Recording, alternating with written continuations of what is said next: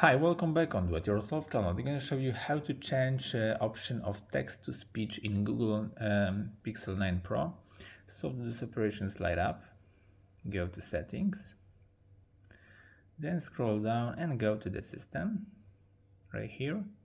There, go to the language, and as you see we have the text to speech output, so click on it.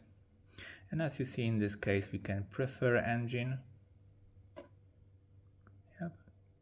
Google DTS option, so you can change many of options. It's about the Wi-Fi, ampli speech, language detecting, anonymous using report and feedback.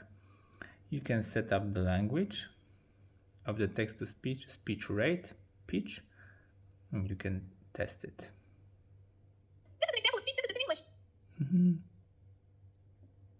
This is an example of speech synthesis in Nice. English. So, I hope the video is helpful for you. If yes, you can leave like, leave comment, and leave subscribe, and see you by next video. Hey!